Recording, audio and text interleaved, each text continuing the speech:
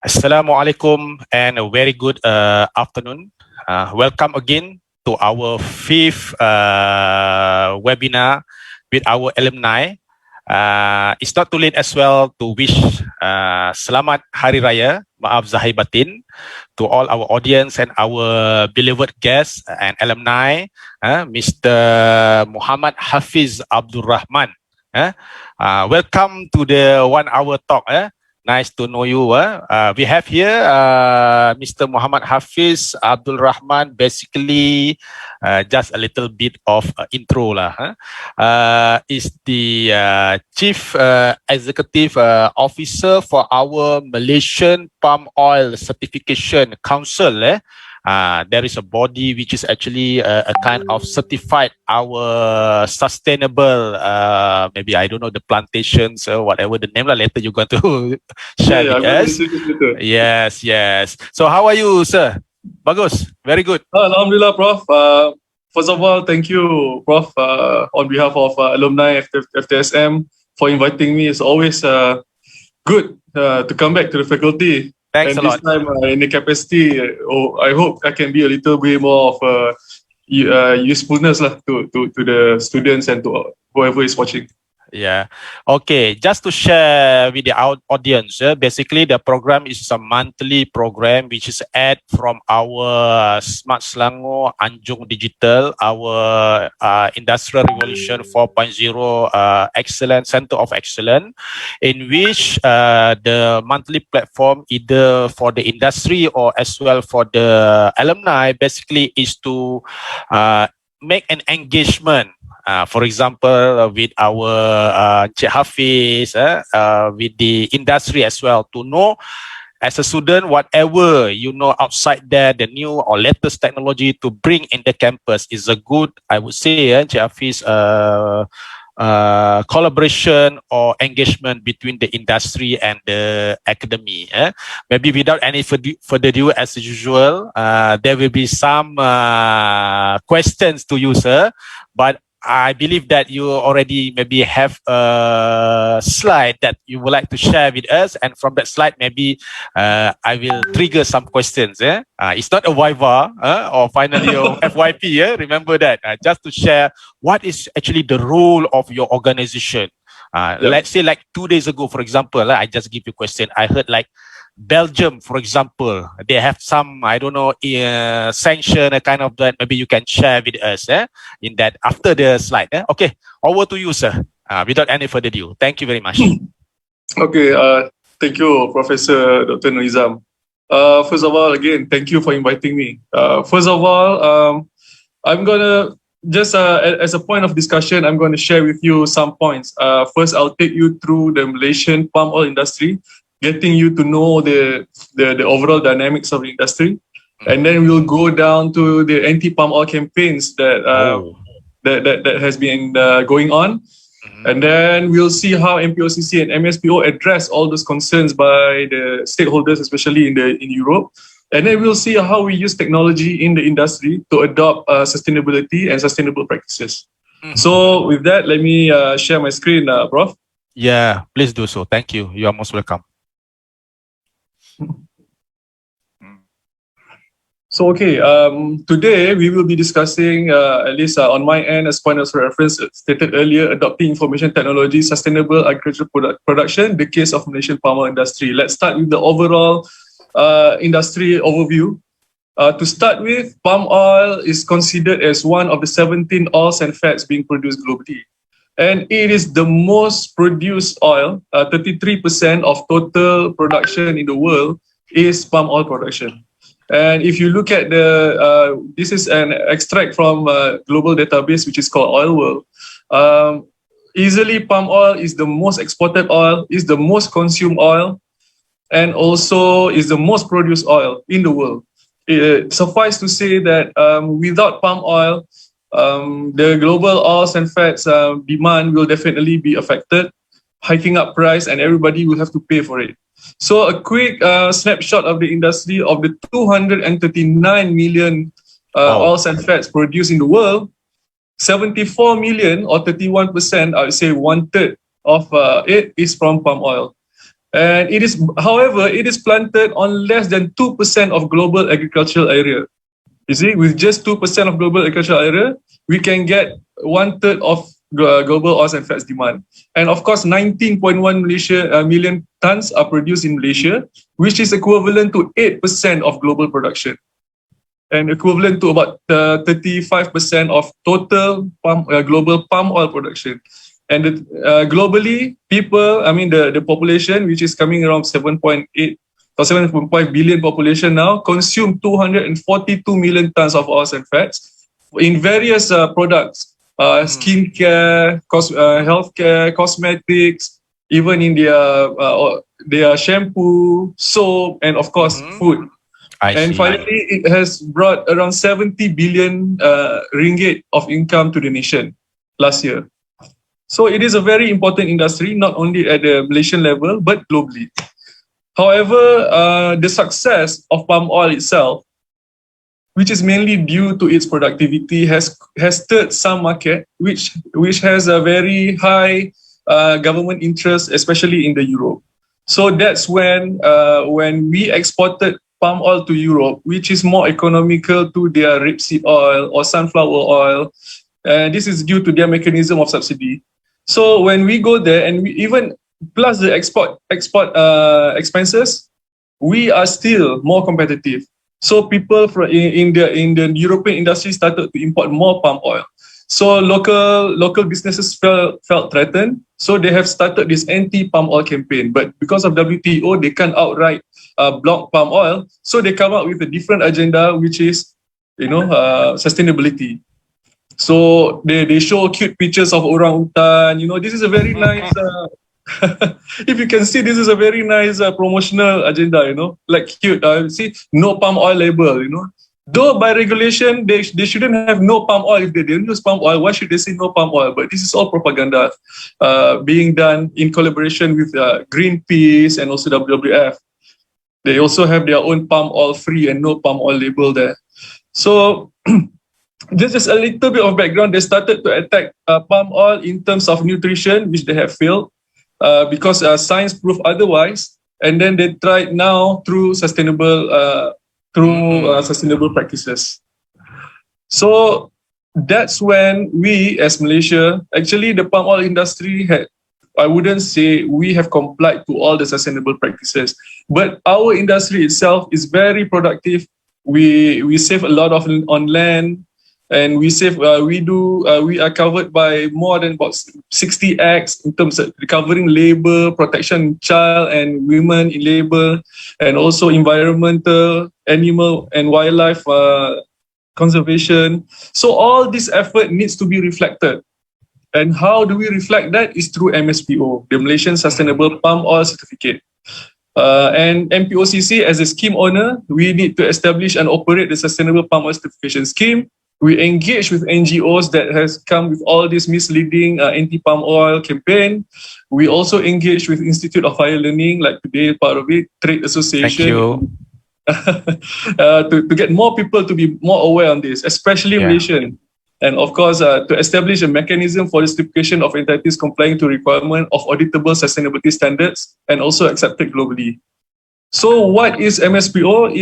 Is not merely a national certification scheme, but it's a catalyst for transforming the industry for its sustainability, including smallholders. I mean, why we highlight including smallholders? Because in other certification scheme globally, they did not. They just focus on the big businesses. They did not take care of the smallholders. So in short, MSPO scheme offers a balance between the ideals of sustainability criteria and the needs of all involved in the industry, especially smallholders. So we are not just talking about the big boys, the big companies. We also need to look at how our smallholders can comply to sustainability requirements. So we are, again, MSPO is a homegrown initiative, national agenda. And if you can see, I'll show you later that our principle is more or less similar and meet the UN Sustainable Developmental Goal, which is with their motto of leave no one behind. You see, based on our MSPO 7 criteria, we address no poverty because we address smallholders' needs, zero hunger, quality education, because we've seen a lot of, for instance, Felda settlers have managed to bring a quality education to their children, decent and economic growth, as I mentioned earlier, how it has bring some income, a lot of income to the nation. And climate change, in terms of, because palm oil itself is a tree, it absorbs a lot of carbon. And other than that, partnership for the goals, which I'm going to show more later. So roles of MPOCC: before a land become a plantation, there is a forest. So we will do assessment on it. We will get people to do assessment on it, on the land, and then we will see that labor, when it become a plantation, that good agricultural practices are being done, that labor are being properly treated, that the local society are being properly managed, and then even up to the industry, that everything is in order, and finally up to the consumer. So what we do is we do the administrative part, which is certification processing, standard setting, managing consultants and working groups. Plus, we will also do market acceptance, which is going to the industry and get them to accept MSPO. Hello? Hello, yeah. Okay. Yeah. Nice. So good. Okay, just a quick one. I'm just going to show that this is how MSPO standard works. MSPO, through Standards Malaysia, we will have accreditation program and certification system. MSPO standard, it sets a requirement, and then which is needed by the global community to ensure that we are sustainable. Then we have the certification system itself, which defines the operation of the scheme implementation agreement with the accredited certified bodies. That we will have auditors going on the ground to make sure that they follow the criteria. And finally, the accreditation program to ensure those who have undertake the audits are credible and have competent auditors. So a quick one, we have two, oil palm management certification and also supply chain certification, which covers mainly oil palm management certification is meal and before it, since from the plantation itself, ensuring smallholders and organized smallholders are being taken care of. We have procedures for collection centers and dealers to the palm oil mill. And palm oil mill, beyond that, will be certified through the supply chain certification to refineries, to product manufacturers, retailers, and consumers. Because at the end, we wanted the consumers, especially in Europe now, who wanted to know whether this oil that they are using is sustainable. So looking at the big picture, our strategy is for enhanced communication, stakeholders engagement, but more importantly, under system improvement is where we adopt all the technology. So this is a chance to change. So we adopt the technology in ensuring sustainable practices. So in our line of business for MPOCC and MSPO, data integrity is definitely one of the key things that we need to look at. And also we need to have better audit and surveillance, and also standards where it is globally accepted. And I think this goes without saying, enhanced communication include mass digital content creation and also social media outreach. So the first thing that I wanted to bring to the attention of everyone here, that we here in MPOCC have the different system in ensuring that everybody in the industry complies to the industry standard, to the sustainable industry sustainable standard. So one, we have these are all what I'm about to share after this are the things that has either in the pipeline of being done or it has already been done by the industry. Mm-hmm. So it is an independent assessment where we will go to a specific site. Independent assessor will do high conservation value assessment or social impact assessment, and they will put it inside the system. And then we have another audit report system where we wanted a standardized system, and so that the quality of the report is consistent, so they can key in everything in there, and it will be centralized. And finally, it will all be embodied in MSPO Trace for traceability of the product. But the best thing about it is through Web 3.0, and all this system will later be automatically interconnected. They will exchange data to come up with a comprehensive sustainability report. And then it's easy for us MPOCC to actually award them with the MSPO or Malaysian Sustainable Palm Oil Certification. So I need to brief a little bit more on MSPO Trace. MSPO Trace will show an end-to-end end-to-end traceability of the system, right down from the plantation itself all the way to the consumer. So so this is like a digital footprint where sustainable palm oil comes from Malaysia, and we will soon be adopting blockchain, where blockchain will, of course, I think Prof should have known that it will ensure traceability, it will ensure data integrity, and also data security, because it can be changed. For those, for instance, an NGO from outside wanted to vet through the sustainability of Malaysian palm oil sustainable supply chain, because we cannot change the transaction in blockchain, so they will know that the data is valid and the integrity of data cannot be challenged. So this will increase MSPO standards credibility. And then coming to the Internet of Things, where hardware and software and the connection between all the apps and everything in the ecosystem work together under a network or a system. We in the palm oil industry try to use more mechanization and automation. That's why recently we have this Mechanization and Automation Research Consortium of Palm Oil, or MARCOP, under MPOB. Which is this aim is to improve technology and adoption of mechanization to optimize the operational efficiency. Because labor is also a challenge, and a few other things are also a challenge. So by eliminating more issues such as foreign labor, which resulted to unfair treatment of workers, so we will eliminate this, and we will use machine to be more efficient and productive.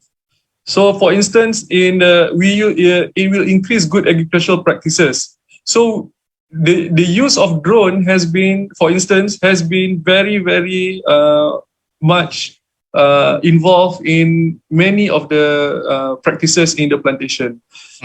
It involves from pruning, weeding, application of fertilizer, herbicides, and pesticide. So this has reduced the risk of worker safety in the workplace. And then we also identified disease identification and control, where, for instance, Ganoderma, I met a company once who has this Ganoderma sensing, where a drone will go to a tree, and just based on the camera image sensing, it will know whether the tree is sick or not. I see. Wow. Great. But of course, an expert needs to program the color that is being identified by the drone. But after identify or tag, and then the system will identify, this tree is problematic, and it will apply. It will apply the solution to fix it. Okay. Nice. And then we have this one company also in drone is they try to do harvesting of the palm fruits. So the drone again will use the camera. Based on the redness of the fruit, okay, they can identify the amount of oil in the fruit, whether it is ripe or not, and then they will use laser to cut the prune and extract the fruit. It is actually this is not just something that we just thought about, Prof. This is already a working prototype. A working prototype. Yeah. So, and also, like I mentioned earlier, this will definitely improve labor. So we got new jobs for drone pilots. Previously, we said that job in the plantation is 3D, right? It's dangerous, it's dirty, and it's now with this new technology, we will have new jobs for drone pilots, which offer higher salary, and also more jobs in terms of maintenance and less reliant on foreign workers. So this is another very interesting, I just saw this, I think last month, where they use, this is a very integrated holistic system where, for instance, from the plantation, they can check the status of the plantation and link it with drone, as mentioned earlier. But it is also linked to daily prices, because normally what happens is when the farmer try to sell to the middleman can just give whatever price they want. I see. So now farmer will have information at their hand. More importantly, when it's loaded on the lorry or on the truck, it goes to the mill, and then through integrated weighing plate, all the data will already be located, captured and go to the central system in the factory cost system, which controls the whole operation in terms of machinery, in terms of packaging, in terms of everything. So, and then ultimately it comes out as a sales of product also is of course integrated in the system. But through this system, Prof, what I'm happy to see is actually that the management can just from their desk can just see, okay, today how many FFB or fresh fruit buns have been harvested. From there, based on the OER, oil extraction rate, they know that how many oil has been produced and how much money they can extract based on today's price. And then factory operation efficiency is improved, and then they can see the stocks that they have, and then they have AI anticipated profit and loss based on the current trend from the plantation itself. And then maintenance scheduling by AI. You know, like sometimes when the machine, when they started to deteriorate in function, you know that maybe in 2 weeks or 3 weeks it will break down. I see. Okay. Yeah, they already AI to anticipate this, so you can manage your maintenance so that it will not be during peak hours. Oh, nice. So yeah, this is this is a working system already. Together with all the hardware, I think they've run some pilot testing and adoption. But what I'm trying to highlight through the system earlier is, by all this working together, it offers better plantation management. It improves the economics of the everyone involved in the supply chain, like a price forecast based on production trend, avoid unaccounted fruit, because this unaccounted fruit or buah curi is a problem lah, especially now when the price is high. Yeah. So what's the price now? What's the current price? Very high. I think almost 4,000, right? Yes, 4,000 per ton. So the fruit now is I think about 900 per ton. So people might start stealing fruit, but we can track this system now, because let's say if the plantation normally produces 5 ton of fruit, suddenly he sells 7 ton or 10 tons, so we know that they are beyond their capacity. So we can already track this. So this will improve government efficiency in terms of enforcement, law and regulations, and also anticipated tax return, production and crisis management. So like people like me or people who are doing business in the palm oil industry, they can just see the national stock level and they can already anticipate it based on previous happenings, what are the price that they can expect in the future. And of course, you mentioned earlier, integrated mill operation, weighing to avoid OER, production under declare, or better stock management, recorded transactions. This is another one which is highly being used right now, unfortunately against our industry, but we are using it to counter back the allegation, which is the use of this geospatial information system, where a satellite can not only see what is going on with the forest and how many has been cut, but now they even have a timeline where they can see in 1960 this place is a forest, and then it became a rubber, and then gradually it became palm oil. That's the extent of GIS that we have come to. So using this, we identify the problem or allegations by NGOs. We monitor the change that's happening in the ecosystem that is concerned, and then we manage and respond to the event. Again, we are linking all this to sustainability. We want to see that the natural resources are still intact, that the natural habitat, natural flora and fauna is still there. And then from there, we can perform forecasting. We can forecast what in 20 years, how is the ecosystem going to get affected.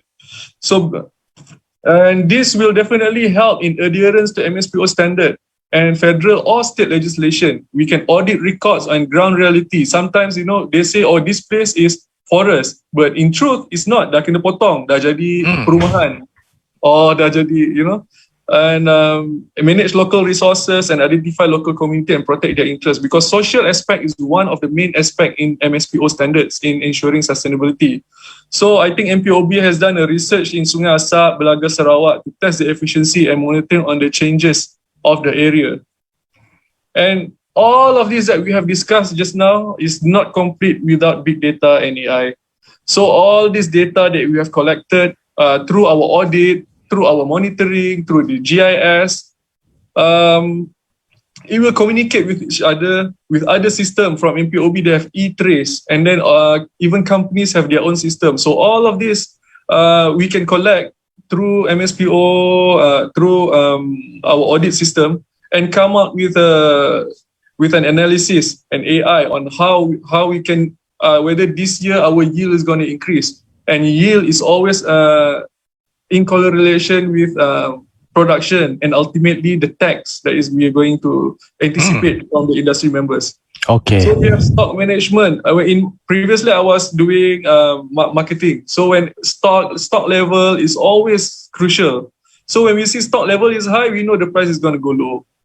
So, stock management, enforcement, price forecast, taxation, policy making, everything is now can be colluded in one system through big data and AI, where it can create forecasts so government can anticipate better things.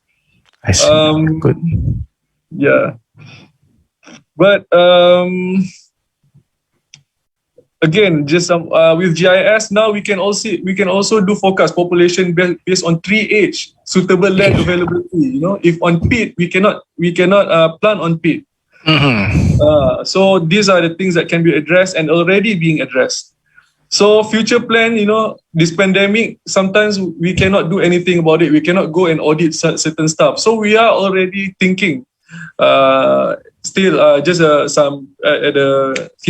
just doing some study to maybe do a remote device that can be used by audit representative or a local officer at the site where they can travel within their daerah and transmit a real-time feed. So the auditor here will see, he will tell the ground officer, hey, look at to the right, where is the shed? And then they will tick the boxes that is right to offer certification. And of course, for remote training also, we can do this augmented reality where we we can simulate different scenario to ensure that the participant, especially the assessor, is well equipped when different scenarios are presented to them. I see. Nice. Okay. Yeah. So these are the things that already just now in the pipeline, but this is for future planning. But the problem in implementation, of course, I think this is well aware. For the AR, don't worry, Cik Hafiz, we have the expertise in my faculty. We can collaborate later. Okay, continue, please. Okay, just a little bit more. So problems, of course, normally we don't want to talk problems, but we have to be realistic. Adoption of technology is costly, of course. And most of the solution discussed requires experts in various fields. First, we need to engage the expert, and the equipments that are involved also are expensive and require big initial investment. However, it is expensive initially, but it's actually useful in the long run. So, of course, there are also user rejection, where, as I mentioned earlier, loophole in the supply chain currently can now be fixed and more transparent by adopting technology and using a system like MSPO. So potential for some to lose money through unethical practices, like I said previously, the middleman must have did not pay the market price to the farmers, but now because farmers have access, and then we can track whether they are giving the right price to the farmer. So there's some user rejection to that. And then, of course, increased cost in operation from equipment maintenance, installation, and experts needed to maintain the whole ecosystem. And, of course, hard to migrate from old system as it requires parallel services to convert. I think like any other businesses, Prof, the fact that they need to incur an extra cost, given that even if they did not adopt, they will still get the same amount of money, is a barrier in a way. So I would say, in summary, MSPO is a national initiative. Like I said earlier, it embodies all the good effort that has been done by the industry to ensure sustainability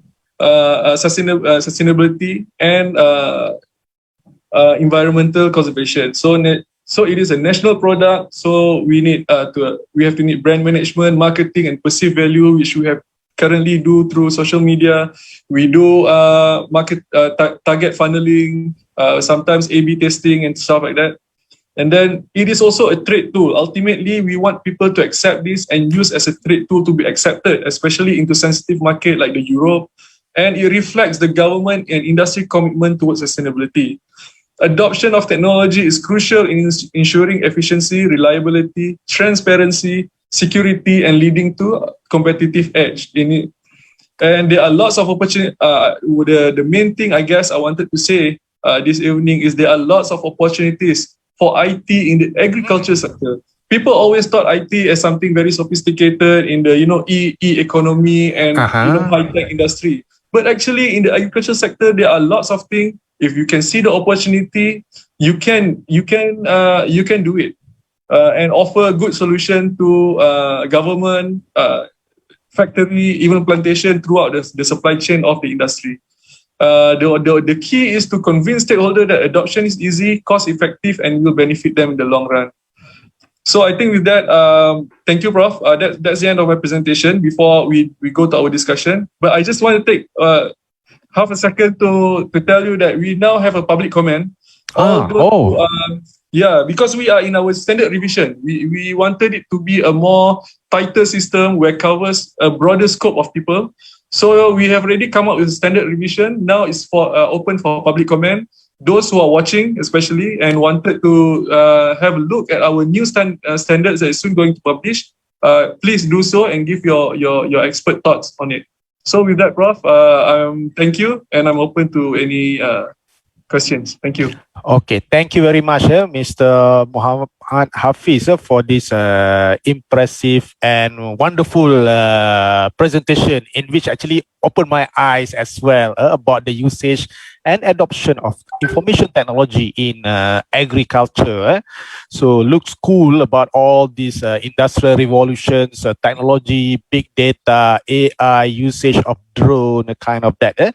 Okay, maybe just to some questions. We do have some questions. It is an evidence. You mentioned about 31% of the palm oil plantation in the world is actually planted in only 2% of, I would say, land around the world, and generate 70 billions of ringgit Malaysia for in the GDP then that is very, very crucial. Before that, maybe can you elaborate more of the topic Our topic is on the so-called sustainable agriculture. Why such countries in the Europe, they just attack? Maybe they cannot attack from the other angle. Okay, now I'm going to hit you through this angle.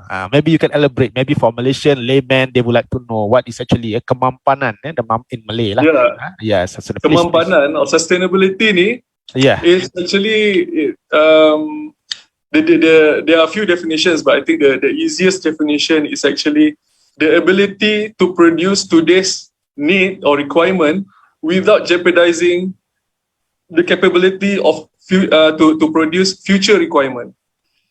Jadi maksudnya, it means that whatever we produce today for our needs will not affect future generations' ability to generate or produce their needs. For a quick instance that I can give you is, let's say, in terms of fossil fuel, for instance. Okay. Fossil fuel, if today we dig a lot of fossil fuel, there's no guarantee that the fossil fuel will be there for the next 2 or 3 generations. I see. It means that it is not renewable. And then plus the fact that carbon is being emitted, so it will, deteriorating the environment. So what happened in Europe is, I think they have deforested too much, and suddenly they realize that, hey, forest is important. And while they're enjoying their life, they said, if this goes on, then we will not enjoy it so much. So, and then suddenly they see, Asia, especially Southeast Asia, has the best tropical rainforest, and of course the Amazon. But we need to do also our economic activity. And we have committed in the Rio Convention previously that we will keep more than 50% of our forest under land under forest. And we are at 54% currently, which is more than what we pledged. But still, that's not enough. They said we are deforesting, which is in actual truth, They just don't want us to expand anymore, because the moment we expand, we will offer a cheaper alternative to the expensive oil that they are producing in Europe. So it is in a way a non-tariff trade barrier, which we have already been talking about it, but this time we are really getting to them. We are going to bring them to WTO so that proper action can be taken. So that's how they started to get into sustainable debate with palm oil producing countries. I see. Thank you very much for the answer. Okay, my second question. You are talking in your slides about the IR4 technology. I was very impressed about that. Then finally, in the summary, you're mentioning about the adoption of technology, the usage. What is your opinion about the talent development? Maybe outside there, our fresh graduate is listening. Oh, now alternative. As I mentioned, e-commerce, people now gig economy. Then, in plantation, oil palm, agriculture also, there's an opportunity for IT. Maybe you can explain and advise our fresh grad or even those who already want to jump into this urban, maybe, agriculture or maybe on the plantation. Okay, sir. Yeah, Prof. I think one thing that I learned that I did not learn when I was in the uni, and I would like to express, if I can tell my younger self, especially now the students, is actually don't look at IT in a very narrow scope. Don't look at the coding and the technical things of it. You have to understand that IT is the tool for business and to do a certain thing a certain way to create money. If you can understand the what, you will definitely understand the how. Prof, just to relate, previously I was so confused in doing this coding. I said, why I can't see the big picture. But only when I go to work and I see how it's being used in business, and then the coding comes naturally. You will figure out the how if you know the what. So this is what I'm trying to say. You look at now, IR4 is the way forward. This is the time as a student, this is the last chance you will have where you will have time to acquire new skills. So make use of it. Find a project, an independent project. It doesn't have to be your subject project. Just find something that you think is useful in the market and try just to work on it, and you will, because of the youth, because of your interest, you will definitely get it. And that's how you learn to code and be better at understanding business. So that would be my advice. IR4 is there to stay. I think even in Malaysia, I would say we are not as fast, but I think by the time you graduated, it's either you are already in demand because we have already adopted it, or you can be the pioneer by having your own company and offer solution to the company out there. So I think IR4 is the way to go. Learn it yourself, whichever way, whether you want to do machine programming or AI or whatever it is.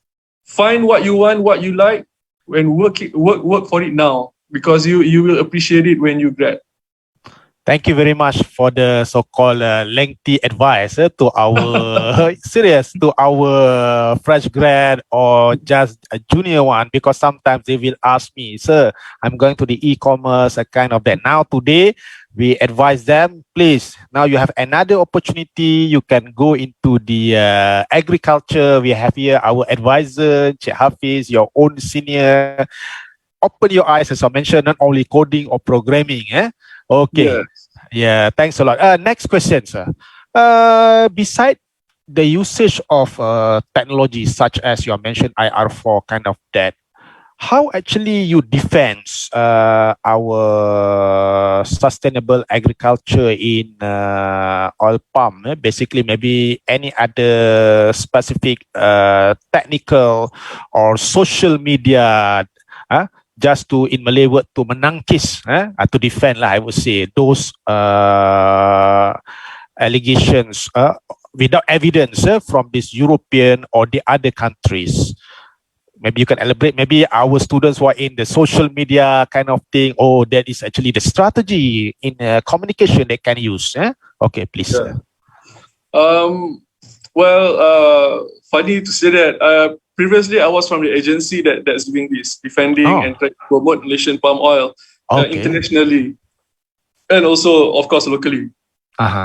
So we have of course what we call of course over the line and under the line marketing, where we go broad. There are strategy where we go mass media, and there are also strategy where we target specific people. So I'm in terms of trying to educate people, the government, I would say the government as a whole, we engage direct to the top, where we go and meet the relevant ministry.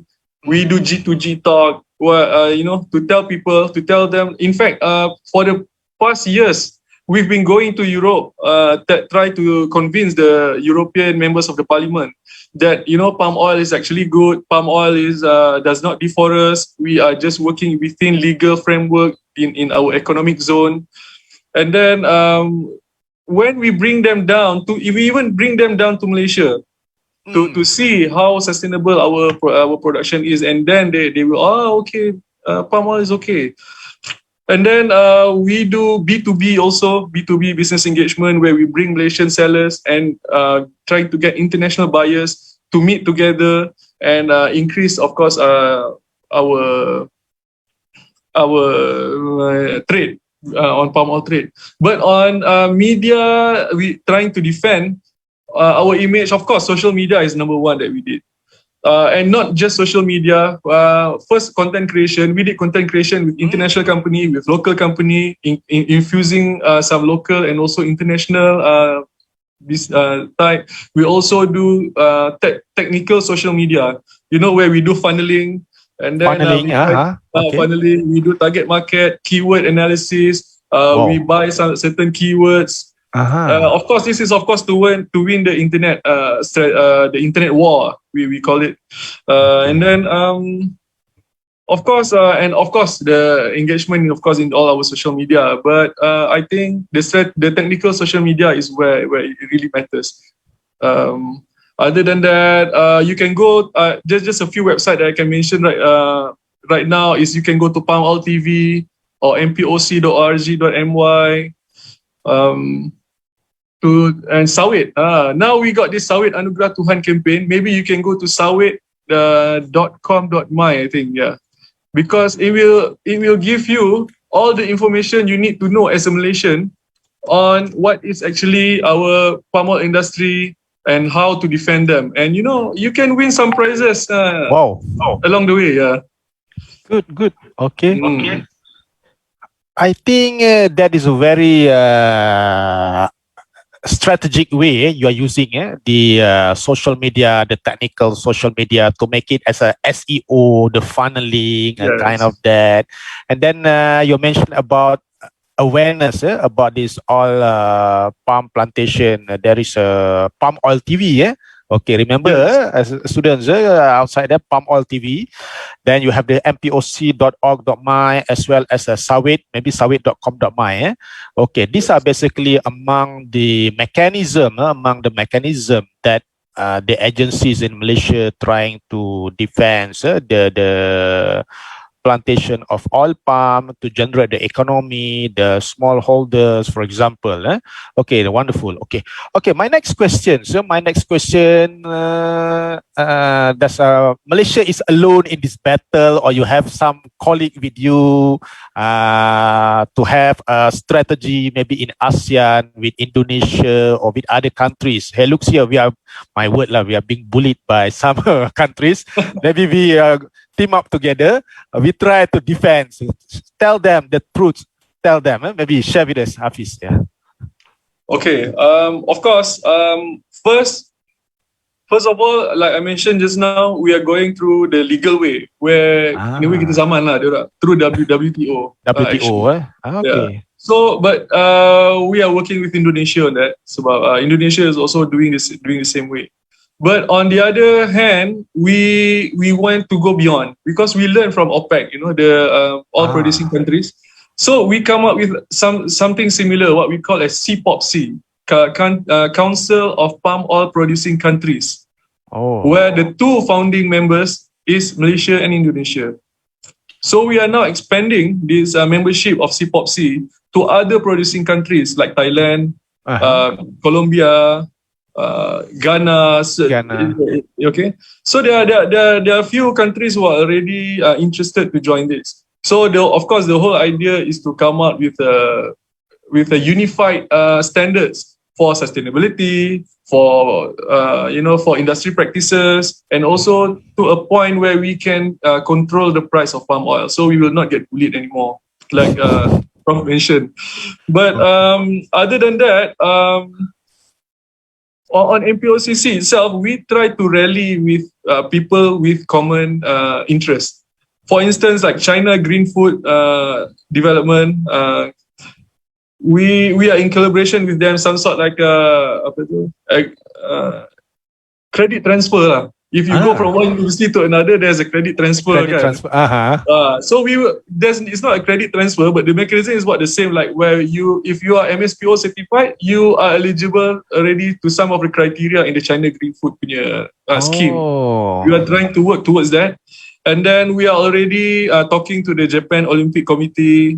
We are accepted as one of the sustainable sourcing because Japan now is very big on renewable energy, especially using biomass. So we are talking with them. We are coming up with our own biomass standards.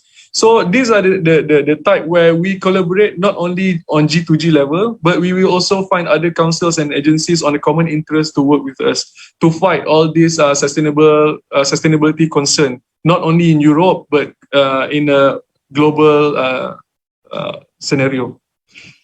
Okay, very nice answer about how actually Malaysia team up with Indonesia, for example, as the founding members of a CPOC, like the OPEC. I hope the other country like Colombia, Thailand, or maybe Ghana, they're going to join. Maybe we become the 5 or 6 members like the OPEC, can control the oil palm maybe trading around the world. Hopefully one day. That's what we hope. So we can always start somewhere. So hopefully in the long run we'll manage to get there. Yes, wonderful. Actually, I think time is running fast. It's almost another less than 8 minutes. But it's really opened my eyes as well, opened my mind too on the usage of automation, IT, big data, AR, or the so-called IR4 with the VR or anything like the 9 elements of IR4. Maybe your final advice for our graduates, whether from the technology or non-technology, for them to join the workforce in agriculture, or what was your opinion about that, Mr. Hafiz? Ask them or force them. Some of them, I would say, very choosy, memilih lah. Some after graduate, doctor, I would like to relax for 2-3 months. I try to grab food funda lah, online marketing. They have the degree, for example, but then although it's good in the gig economy, but yet not really fully utilized. Maybe you can, please share with us. Thank you. Okay. Prof, before addressing to our just grads in UKM or universities, I just wanted to say generally there are a lot of opportunity of employment in the agricultural sector, especially the palm oil sector. A quick one that I can quickly say is those who, of course, I don't encourage our grad to be the plantation workers, but I'm just trying to say that even in the plantation, at the plantation level, where the plantation workers, they are offered, for a local one, they are sometimes offered up to close to 3,000 ringgit. Wow. House are paid, and house are paid for. I mean, they are given a very decent house, and their house is regulated. It means that no, they cannot offer a small house for them. They have to have a decent house for them to live in.